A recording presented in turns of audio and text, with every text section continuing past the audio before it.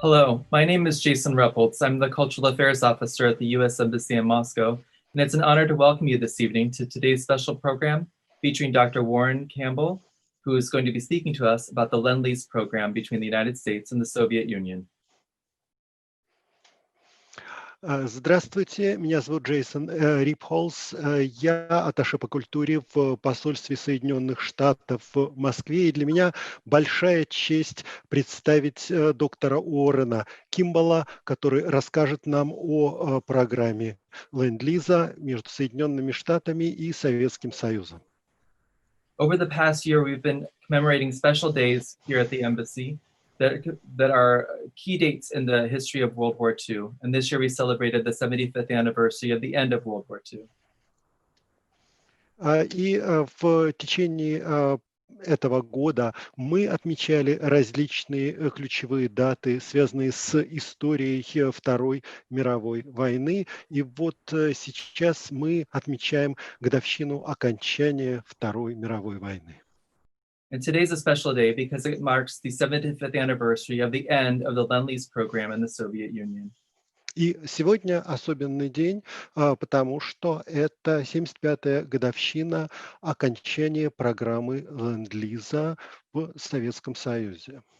To commemorate today's anniversary, we wanted to recognize one of the outstanding scholars in the United States, Dr. Kimball, who has a long history studying World War II and US diplomatic history. И для участия в этой нашей программе мы пригласили выдающегося американского ученого Уоррена Кимбалла, который изучает то, что касается Второй мировой войны и сотрудничества с Советским Союзом. And Dr. Warren will speak to you today about the history of the Lend-Lease program and its impact on the war. И доктор Кимбалл сегодня нам расскажет об истории программы Ленд-Лиза и как эта программа повлияла на ход войны. Dr. Kimball has a long biography and has written many books and essays and articles, including several books that have received a lot of acclaim, including Forged in War, Roosevelt, Churchill in the Second World War, and The Juggler, Franklin Roosevelt as Wartime Statesman. И доктор Кимбалл написал очень много книг, очень много статей, эссе. Это связано со Второй мировой войной, с другими событиями в истории. Некоторые примеры того, что он написал, это книга «Выкованные войной», а также жонглер Рузвельт, политический деятель военного времени. Dr. Kimball also served on the State Department Historical Advisory Committee for 13 years and served as chair of that committee. И доктор Кимбалл также работал в историческом консультативном комитете в Госдепартаменте и был также председателем этого комитета. Dr. Kimball taught history at Rutgers University as the Robert Treat Professor of History for over 32 years and has served as a visiting professor at many universities across the UK. И доктор Кимбалл в течение 32 лет преподавал историю в университете Рутгерс, он был профессором истории, а также он преподавал в различных британских университетах. So, Dr. Kimball, it's an honor to have you here today, and we look forward to your presentation. И, доктор Кимбалл, для нас большая честь то, что вы присоединились к нам сегодня, и с нетерпением ждем начала вашей презентации. Thank you very much. Большое спасибо. First, some acknowledgements. My virtual presence here is thanks to the cultural section in the Moscow Embassy of the United States. Most directly, Ms. Kimberly Scribner, the Assistant Cultural Attaché. I suspect that our moderator and her boss, Cultural Attaché, Jason Rebholz, had something to do with it as well. Во-первых, мне хотелось бы поблагодарить тех людей, которые организовали сегодняшнее мое виртуальное участие. Это отдел культуры посольства Соединенных Штатов в Москве. В частности, хотелось бы поблагодарить госпожу Кимберли Скривнер, заместителя атташе по культуре. И я подозреваю, что наш модератор и ее начальник, атташе по культуре Джейсон Рипхолс, тоже как-то с этим связан. I would be remiss if I failed to acknowledge my Russian colleagues from a 10-year, 1985 to 95, joint British-Russian-American project on the history of the Second World War. In particular, Professor A.O. Chubaryan and my dear friend, the late Professor Oleg Alexandrovich Reshevsky. И было бы просто недопустимо не отметить моих российских коллег по десятилетнему. Это была работа в 1985-1995 десятилетнему британо-российско-американскому проекту по изучению истории Второй мировой войны. Особо хочу отметить профессора Чубарьяна и моего дорогого друга, покойного профессора Олега Александровича Рыжевского. That path-breaking book that studied allies at war, in its small way, captures the message of my talk today. И это первая в своем роде трехсторонняя группа по изучению войны. Она немного отражает мой сегодняшний посыл. Who and what won the Second World War against Nazi Germany? Did Russia win the war? No. Did the United States win the war? No. The Red Army? The Russian people? Lucky English? Father Winter in Moscow, December 1941? No. Superior generalship? I could go on and on. Instead, let me give you the conclusion of my brief remarks right here at the beginning, not the end. Кто выиграл войну с нацистской Германией или что привело к этой победе? Россия выиграла войну? Нет. Соединенные Штаты выиграли войну? Нет. Красная армия выиграла? Нет. Русский народ? Нет. Отважные и решительные англичане? А может быть, русская зима, генерал Мороз, это декабрь 1941 года?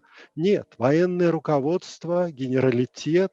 Нет, они не выиграли войну. Я мог бы продолжать это до бесконечности, но вместо того, чтобы продолжать, хотелось бы поделиться с вами выводами прямо сейчас, а не в конце нашей встречи.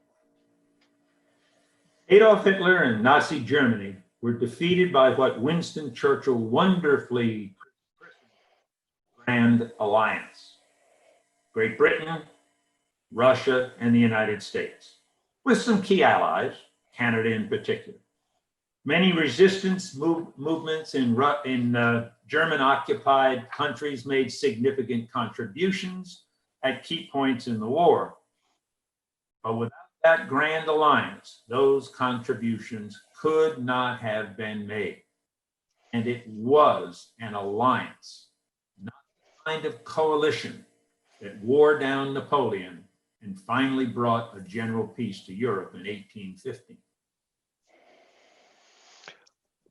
Адольф Гитлер и нацистская Германия потерпели выражение от того, что Уинстон Черчилль прекрасно окрестил большим альянсом.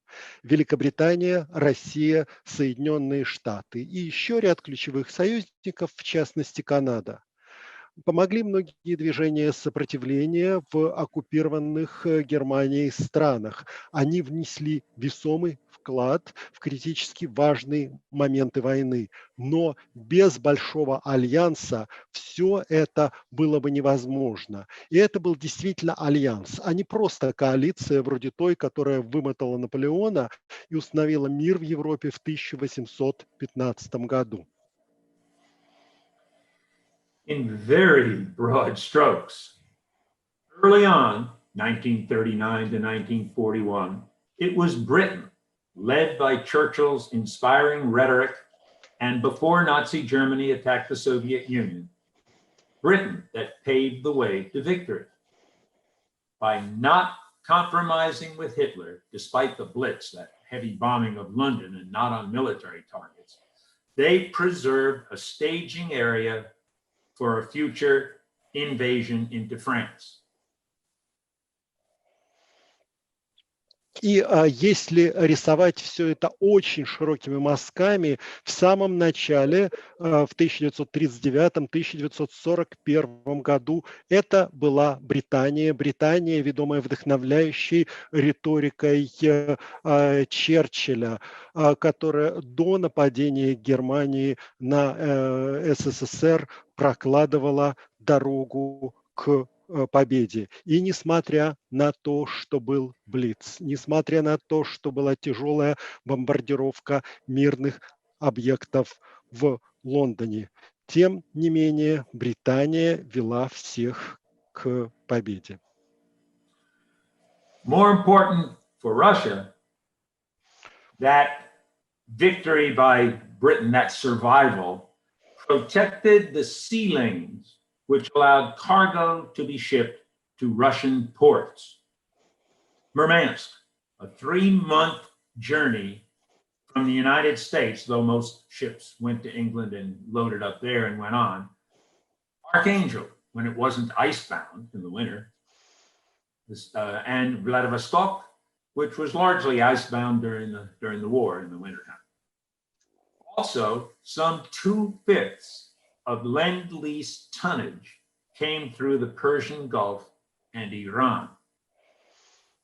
So that island off the coast of France was important as a landing place for supplies through the rest of the war. И что может быть более важно для России, это то, что Британия защищала морские проходы, которые давали возможность транспортировки грузов в порты Советского Союза, в Мурманск, а ведь это 3-месячный переход из Соединенных Штатов, хотя большинство переходов было из Англии. Архангельск, когда море не было сковано льдами, а ведь во время Второй мировой войны оно было сковано льдами. Зимой во Владивостоке в основном был лед. И примерно 2/5 грузов Ленд-Лиза прошли через Персидский залив и Иран. То есть то, что охраняла Британия, было чрезвычайно важно для этих морских переходов. Once Britain survived, the Soviet Union picked up the bulk of the burden and essentially won the ground war in Europe, pretty much alone. An Anglo-American invasion of German and Italian-occupied North Africa was certainly not the second front that Stalin wanted, but it was a clear step in that direction that led to the Anglo-American invasion of occupied France in 1944. Британия выжила, и с этого момента Советский Союз взял на себя большую часть бремени войны на суше и практически выиграл эту войну в Европе, практически в одиночку. Англо-американское вторжение в оккупированную Германией и Италией Северную Африку, это был совсем не тот второй фронт, которого хотел Сталин, но это был четкий и ясный шаг в направлении, которое привело к вторжению англичан и американцев на территорию оккупированной Франции в 1944 году. As to the United States, early on, it provided that indispensable commodity, hope. Promises of aid were slow to be realized. Converting to wartime production took time, So did suppressing German submarines that sank vast numbers of merchant ships.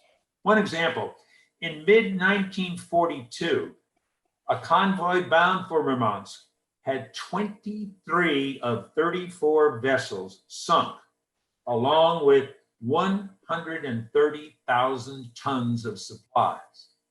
But by 1943, America was providing large and increasing amounts of supplies to both Britain and Russia. Соединенные Штаты в самом начале дали вот тот необходимый для выживания продукт, надежду. Это были обещания помощи. Да, конечно, помощь пришла не сразу. Это был медленный процесс, потому что потребовалось время для того, чтобы перевести промышленность на военные рельсы, а также потребовалось время для того, чтобы подавить активность немецких подводных лодок, потому что они ведь топили торговые суда. В середине 1942 года, например, конвой, который шел в Мурманск, было потоплено 23 из 34 судов и 130 тысяч тонн продукции. Но к 1943 году Америка уже достаточно много грузов могла доставлять и в Британию, и в Россию. Now, those are really broad, imprecise generalizations, but they do place Lend-Lease in its proper context. Да, So, конечно. Это широкие, неточные обобщения, но здесь мы получаем правильный контекст для обсуждения ленд-лиза. So just what was Lend-Lease?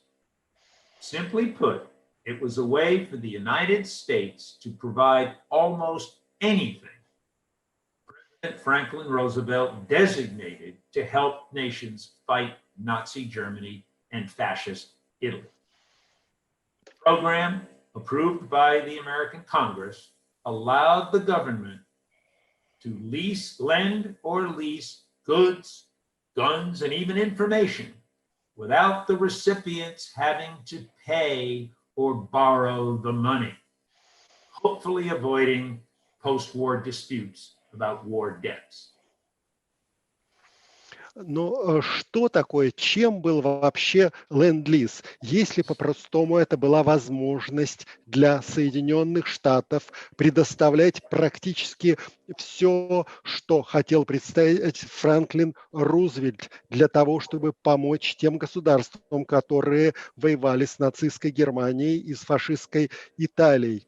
Это программа, которую одобрил Конгресс. И с помощью этой одобренной Конгрессом программы можно было поставлять товары, сдавать их в аренду, товары, оружие и даже информацию. И за это не приходилось платить, не приходилось брать в долг какие-либо средства. Roosevelt, using a folksy image, put it at a press conference on December 17, 1940, 6 months before Germany attacked the Soviet Union. And I quote, "Suppose my neighbor's home catches fire. If he can take the garden hose and connect it up with his hydrant, I may help him put out his fire." I don't say to him before that operation, "Neighbor, my garden hose cost me $15. You have to pay me $15 for it." I want $15. I want my garden hose back after the fire is over. But suppose it gets smashed up, holes in it, during the fire. We don't have too much formality about it, but I say to him, "I'm glad to lend you that hose. I see I can't use it anymore, it's all smashed up." He says, "How many feet of it were there?" I tell him there were 150 feet. He says, "All right, I'll replace it."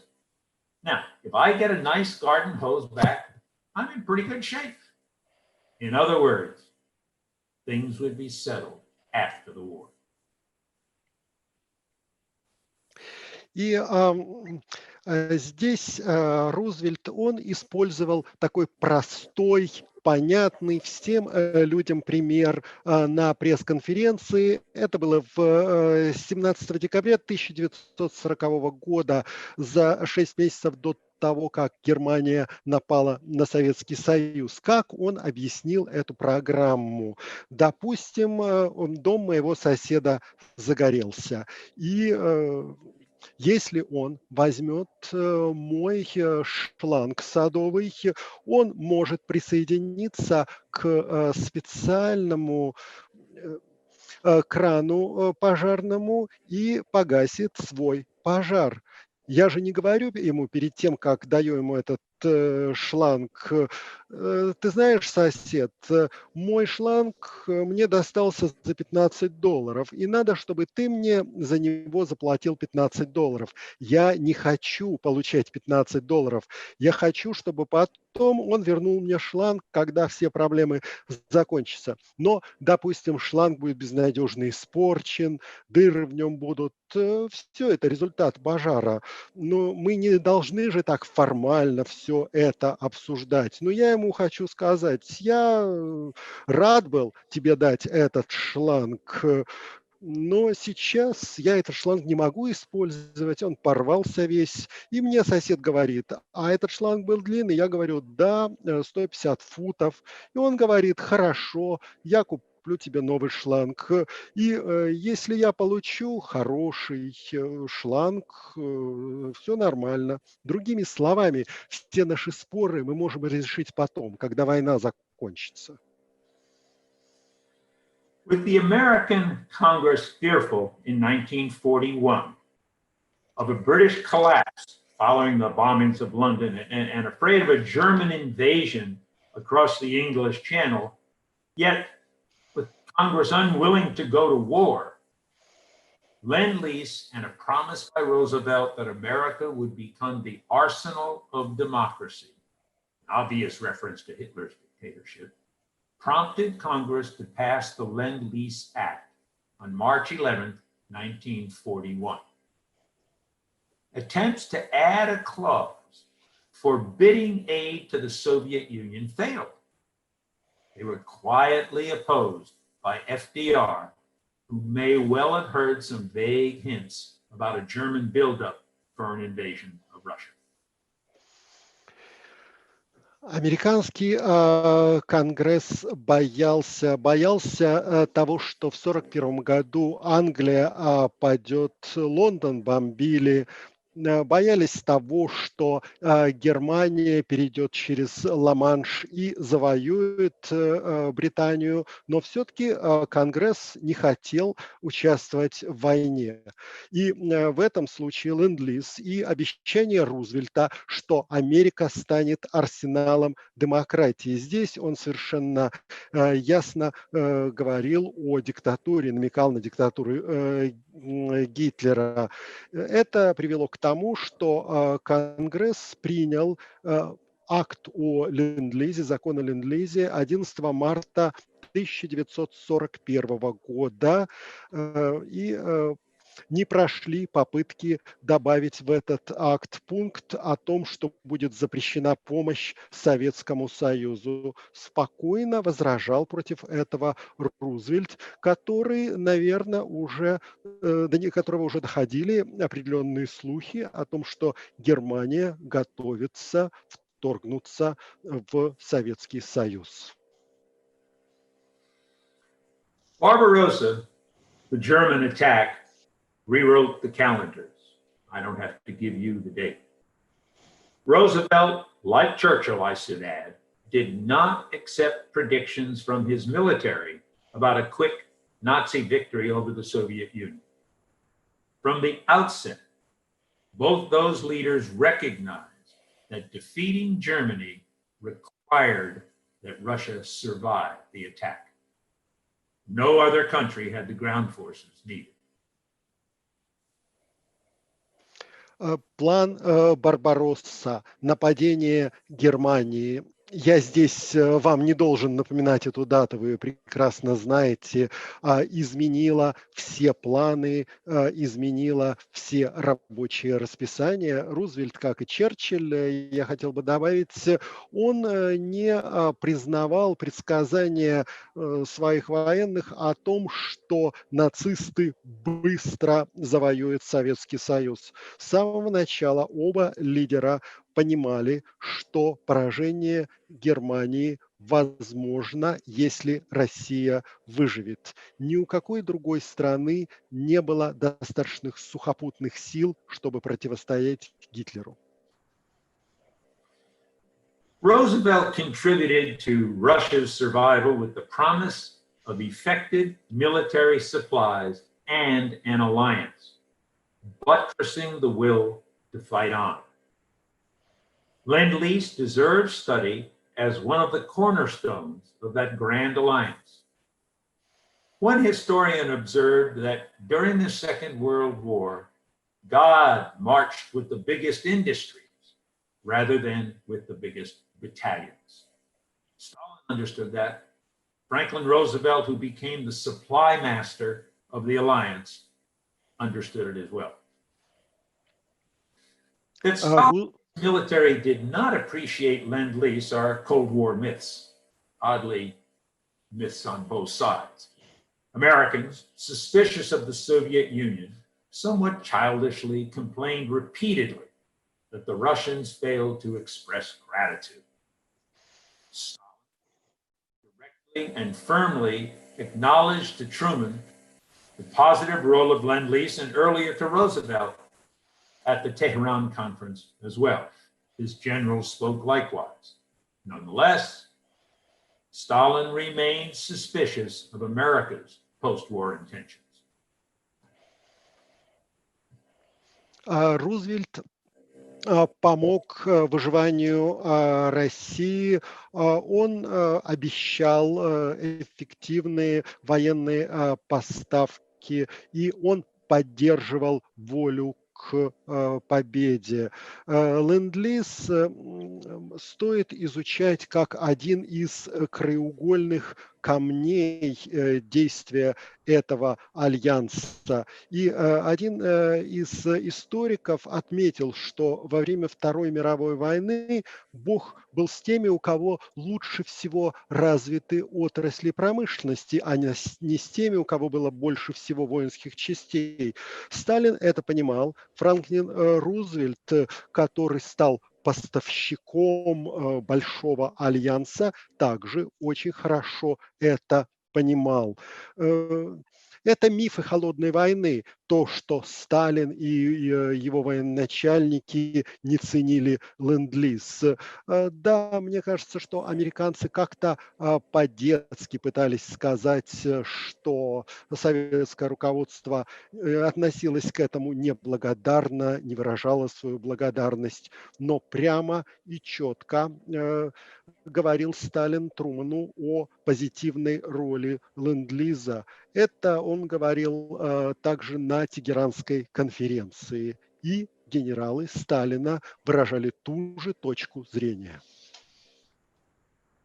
In the late 1980s, the tripartite group studying the Second World War, the allies of agreed that Lend-Lease contributed 7 to 10% of all military and general supplies used in Russia during the war. That vague number seems small, but that is misleading. Lend-Lease did supply crucial material at crucial times. 1/5 of the total of Russian fighter planes is an example. Even better, 15 million pairs of boots is another. In addition, machine tools which helped Russians build and rebuild their own factories proved very important. Do any of you remember Studebaker automobiles? Airacobra ground support fighter planes? All from Lend-Lease. But numbers and statistics do not tell the full story. Lend-Lease was the major part of the American promise to Stalin and the Soviet peoples. The hope, initially just a promise, arrived earlier, late summer 1941, perhaps when it mattered the most. В конце 80-х годов трехсторонняя группа, которая изучала Вторую мировую войну, пришла к согласию о том, что поставки по ленд-лизу в России – это примерно от 7 до 10% всех военных и общих поставок, которые были использованы в Советском Союзе во время войны. Да, это число кажется не таким уж большим, но здесь ведь надо изучать проблему комплекса. Ленд-лиз помогал поставлять критически важные материалы в критически важные моменты войны. 1/5 всех советских истребителей. Это один из примеров. Еще пример. 15 миллионов пар сапог. И в дополнение это были станки, которые помогали восстанавливать, строить различные фабрики и заводы. Это будет очень важно. Кто-то из вас помнит автомобили Студебекер или, например, Air Cobra, это поддержка на суше, обслуживание истребителей. Ленд-лиз, это все ленд-лиз. Но когда мы смотрим на цифры, на статистику, это же не вся история. Ленд-лиз – это была очень серьезная часть того, что обещали американцы Сталину и народам Советского Союза. Ведь серьезные поставки начались в начале 1943 года. Но ведь надежда, вначале это было просто обещание, это появилось раньше, это появилось в конце лета 1941 года. Может быть, тогда эта надежда была наиболее важной. At the end of the program, on this date, 75 years ago, Lend-Lease ended up sending Russia more than 17,500,000 tons of supplies, valued at over $10 billion in dollars from 1945 value. А к концу программы как раз в этот день, 75 лет назад, посчитали, что по ленд-лизу в Россию было отправлено более чем 17 миллионов 500 тысяч тонн различных запасов по цене 10 миллиардов долларов. И это же были миллиарды, это доллар по курсу 1945 года.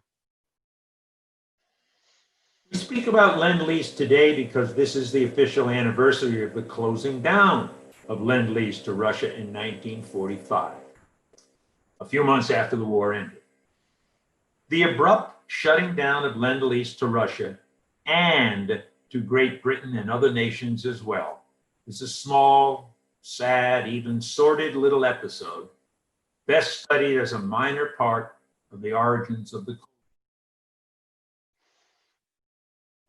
И здесь у нас официальная годовщина окончания ленд-лиза, 1945 год, через несколько месяцев после окончания войны. Программа была прекращена достаточно быстро, внезапно. Поставки прекратились в Советский Союз, также в Британию и в другие страны. Это небольшой, печальный, не очень хороший эпизод того, что было, может быть, частично одной из небольших причин, по которой началась потом холодная война. Stalin assumed and or demanded that the United States continue economic aid in order to rebuild Russia's war-weakened economy. The new American president, Harry Truman, viewed Lend-Lease as a wartime program and closed it down.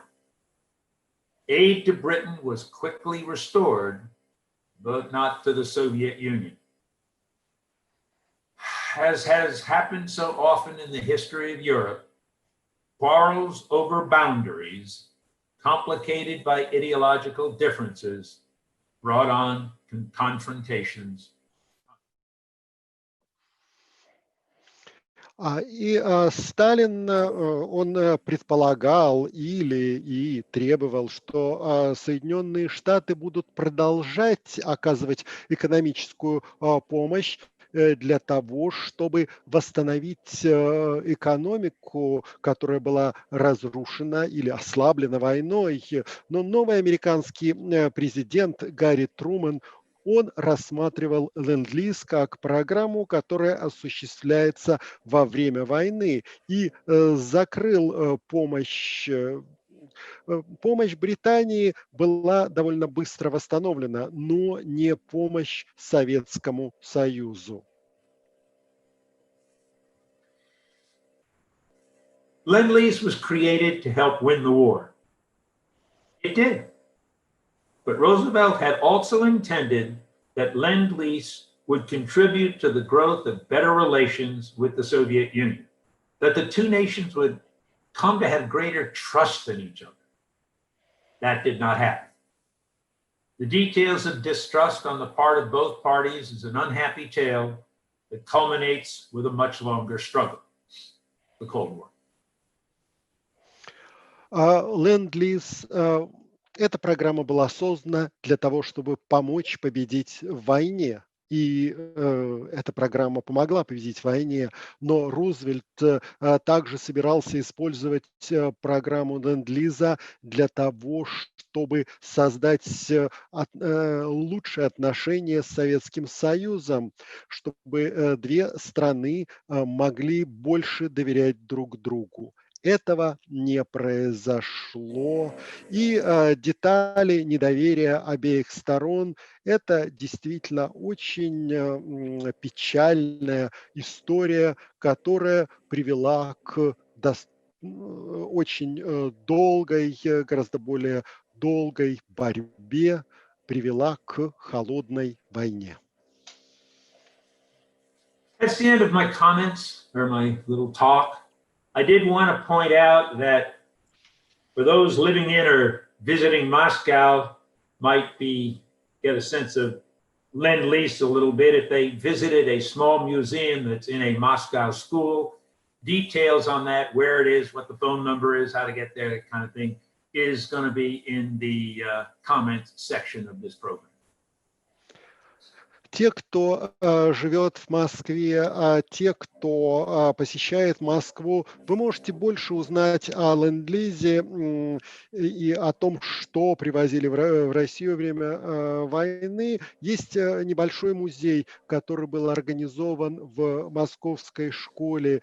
И более точную информацию вы можете найти в комментариях к этому выступлению. Там и номер телефона, и адрес, и все остальное. Well, Dr. Kimball, thank you so much for such an interesting presentation. Большое спасибо, доктор Кимбл, за интереснейшую презентацию. I have a couple of questions I'd like to ask, if that's okay. My first question, you mentioned a lot about the myths on both sides, the myths of no gratitude Americans feeling towards the Soviets, the myth of what would happen after what was the US intention on the Soviet side. Could you talk a little bit about why Joseph Stalin decided to accept the Lend-Lease materials when he was offered them from President FDR? И мой первый вопрос, связанный с мифами. Вот вы говорили о мифе, связанном с неблагодарностью, так же, каковы были намерения Соединенных Штатов. Вы можете мне ответить на вопрос, почему Иосиф Сталин решил принять от Рузвельта вот эту помощь по Ленд-Лизу?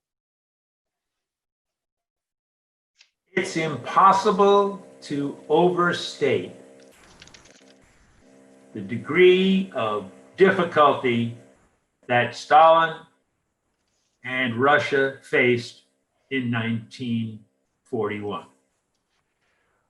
Очень трудно переоценить все трудности, с которыми столкнулся Сталин, с которыми столкнулась Россия в 1941 году.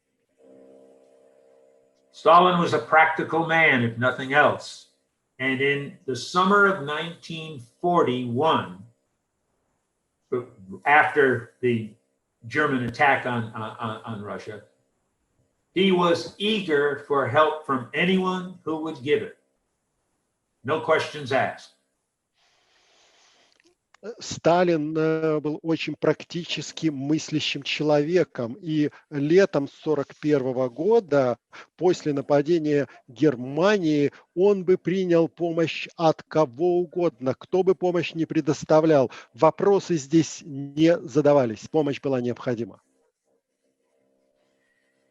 Perhaps the best illustration I can give of that practicality is a story that comes from a visit of Stalin, of Molotov, speaking for Stalin, in Washington in May 1942.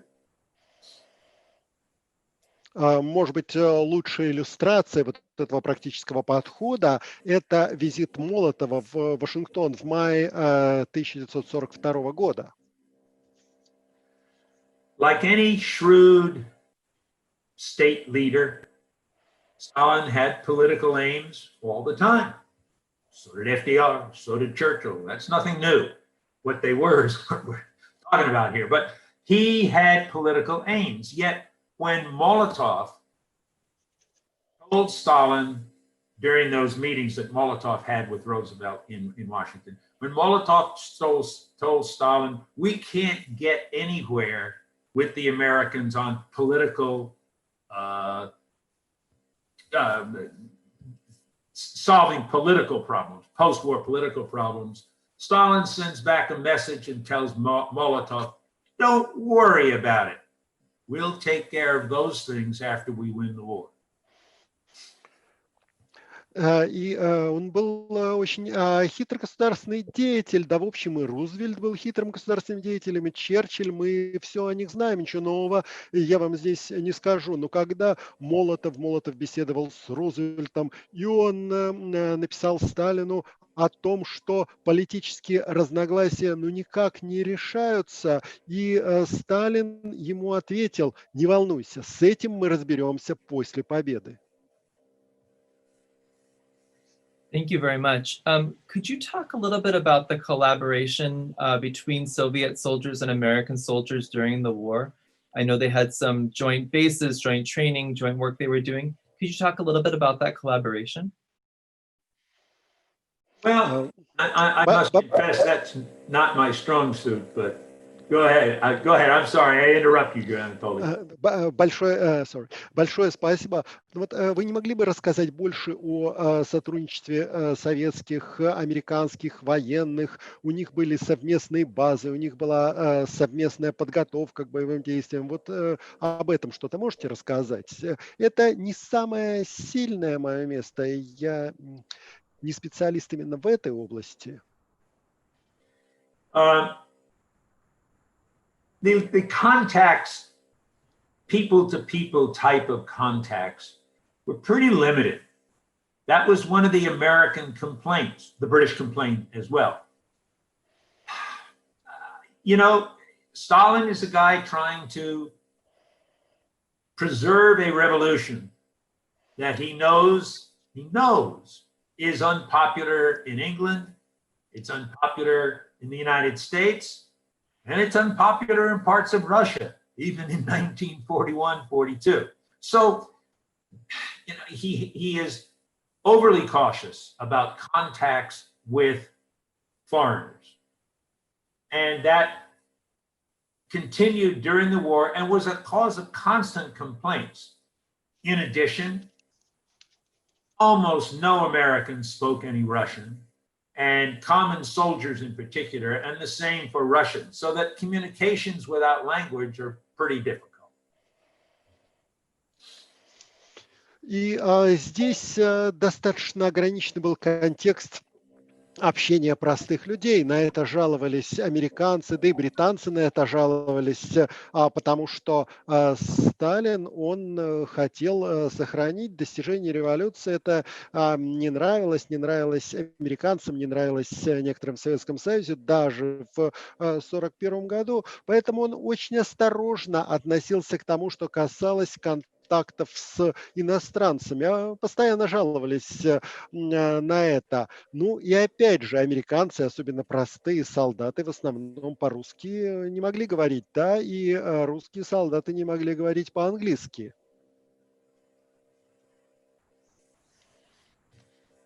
So another question, you talked a lot about the different routes, the different ports in Russia that were used, a lot of which were frozen over during the wintertime. And then you talked about a route through Iran. Could you tell us a little bit more about how this massive amount of equipment went literally around the world from the United States to Russia? And then what happened in the winter months when things were frozen over? Вопрос у меня связан с различными маршрутами, о которых вы говорили. Вы говорили, что разные порты замерзали зимой, что-то проходило через Иран. Но действительно, эти грузы, они ведь через весь мир проходили. Просто расскажите, как вся эта масса грузов доходила, проходила, каков был этот путь? Sure. Suppose it is a moving target, if you will, because in the beginning, the only routes during good weather were to Murmansk, Archangel, and to Vladivostok. Vladivostok, by the way, was mostly aircraft, and because the supplies took forever to get there. And once you got them to Vladivostok, that didn't do much good in battles at Moscow. So Vladivostok is not an important one, but it's an avenue. So you've got Archangel frozen over, Murmansk theoretically ice-free in the winter, but that's all depends on how thick the ice is and how the icebreakers were working. And so that was very difficult. What the big change, and by the way, I mentioned submarine warfare, which of course was a big problem. In 1942, German submarines almost closed off the convoying across the Atlantic, both to Britain and to Russia. Да, это все было как стрельба по движущейся мишени, потому что вначале единственные маршруты были Мурманск, Архангельск, в хорошую погоду, конечно, Владивосток, хотя во Владивосток в основном доставка была авиацией, потому что туда очень долго надо было доходить, и опять же, то, что попадало во Владивосток, это было так далеко от Москвы, например. То есть это было не так важно, но тем не менее это был канал. Но опять же, Архангельск замерзал, Мурманск теоретически не замерзал, но многое зависело от толщины льда, от ледоколов, а еще мы говорили о подлодках. В 1942 году практически немцы перекрыли путь через Атлантику в Россию и в Британию. Remember, Stalingrad is early 1943. Russia is not safe from a German offensive until that battle.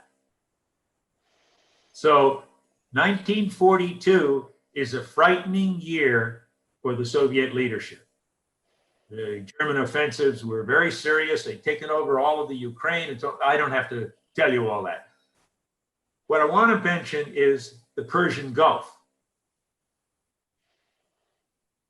И Сталинград ведь это начало 1943 года. До этого была угроза того, что будет захвачен Германией Советский Союз.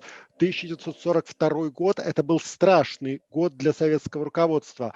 Очень большая часть территории была захвачена, вся Украина была захвачена. Ну, даже можно об этом вам не рассказывать. Остается Персидский залив. The Persian Gulf route becomes really important after the Mediterranean is made safe for Allied ships. which really means after the British and American efforts in North Africa lead to an invasion of Italy, okay? Because before that, to bring shipping to Persia and send it up that direction, the ships had to go all the way around South Africa, the Cape of Good Hope, which was a huge long run. After the Mediterranean becomes a superhighway for Allied shipping, that changes. And the Persian Gulf route eventually sends something like 2/5 of the total amount of Lend-Lease to Russia. But it's mostly Lend-Lease that helps the Red Army get on the move. It's materiel that allows them to get mobilized and to have more wheeled vehicles, not just the ones they could capture from the Germans and make themselves. And one last quick point, and that is that one of the interesting stories is the building of the railroad from from where the ships came in Iran, between Iran and Persia or Iraq. They built a railroad up through into the Caucasus to meet up with existing Russian railroads. And that's a different story all by itself, but it's a Lend-Lease story. И здесь Персидский залив, когда Средиземное море стало достаточно безопасным, это после британо-американских усилий в Северной Африке, тогда можно было уже идти через Персию, потому что иначе через Персию надо было грузы везти кружным путем через Южную Африку, мыс Доброй Надежды, это очень долго. А потом Средиземное море стало суперпроходимым для военных грузов, и надо сказать, что 2/5 грузов Ленд-Лиза в Россию проходили именно этим путем.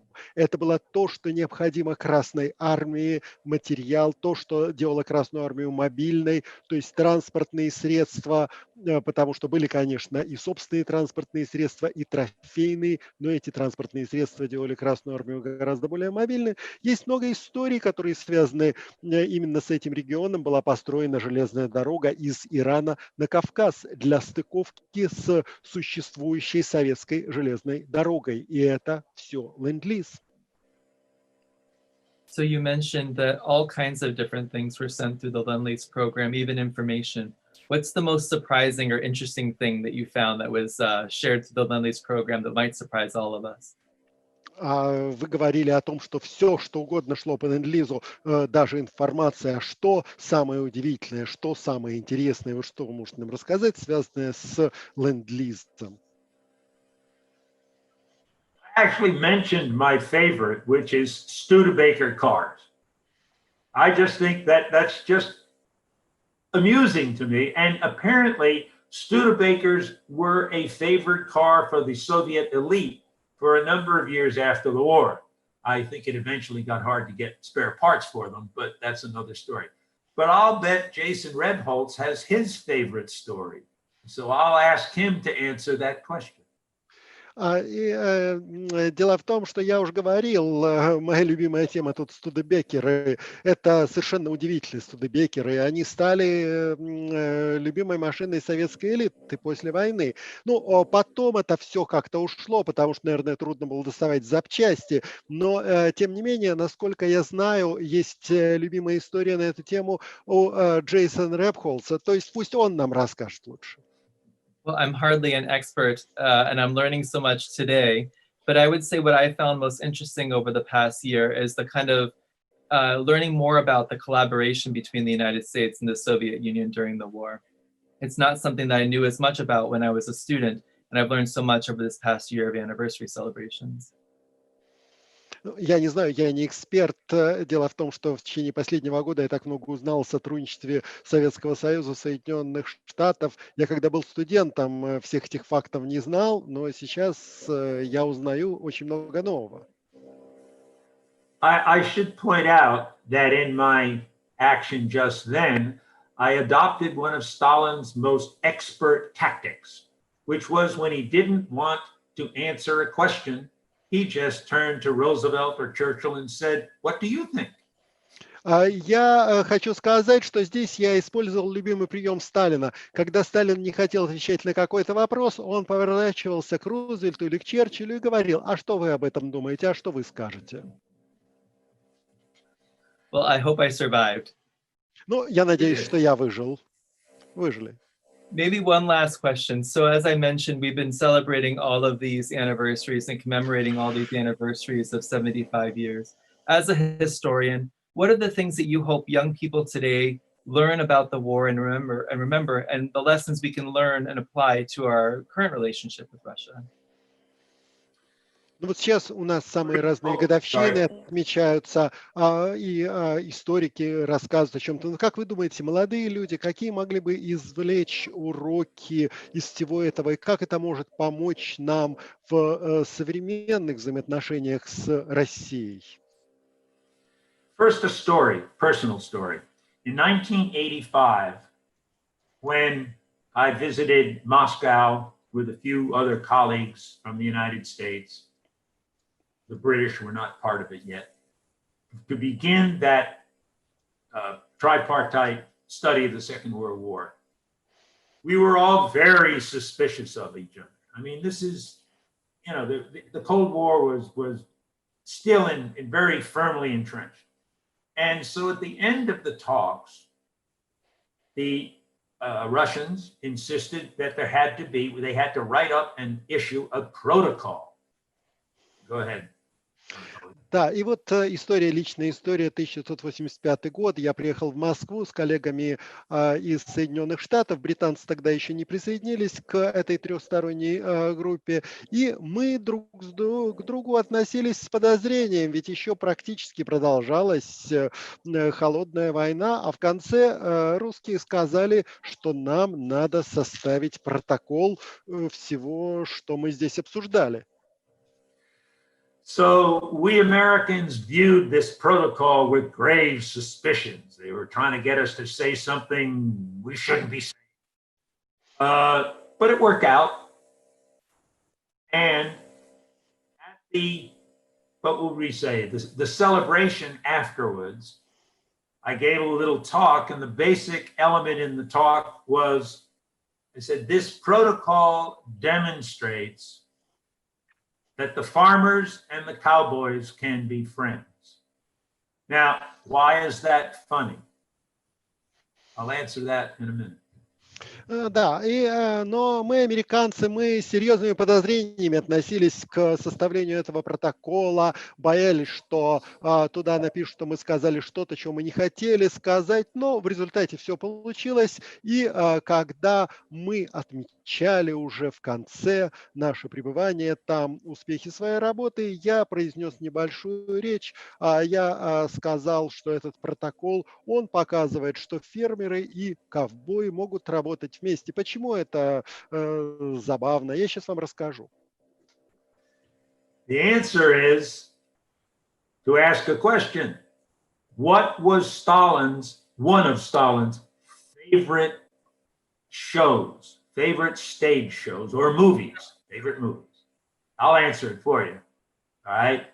It was Oklahoma, and he liked the songs in it. And I won't sing the farmers and the cowboys can be friends, it would hurt your ears, but all of our Russian colleagues, they became colleagues over 10 years, all of our Russian colleagues looked puzzled when I said it, until one or two of them whispered, that's Stalin.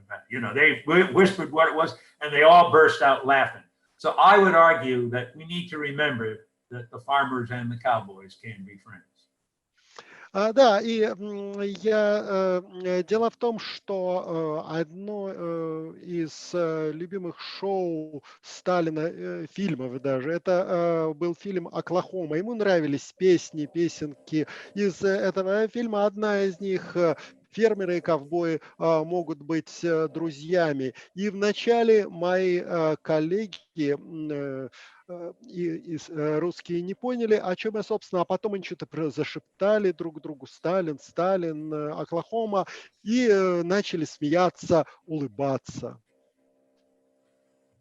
Well, I can think of no other way to end this program than by saying, let all the cowboys and farmers be friends. So Dr. Kimball, thank you so much for sharing your time and your expertise with us today. It was my great pleasure. Отличная возможность как раз так закончить нашу сегодняшнюю встречу. И действительно, и фермеры, и ковбои, все могут быть друзьями. Спасибо вам большое за участие, доктор Кимбалл. Мне было очень приятно участвовать. Спасибо. And I'd also like to recognize our excellent interpreter, Anatoly, for his hard work today, too. So спасибо большое. Absolutely. И благодарность переводчику за его работу. Да, спасибо. Thank you. Thank you all for joining us, and we look forward to meeting you again. Спасибо вам. Спасибо за то, что вы к нам присоединились, и с нетерпением ждем возможности снова с вами встретиться. Спасибо.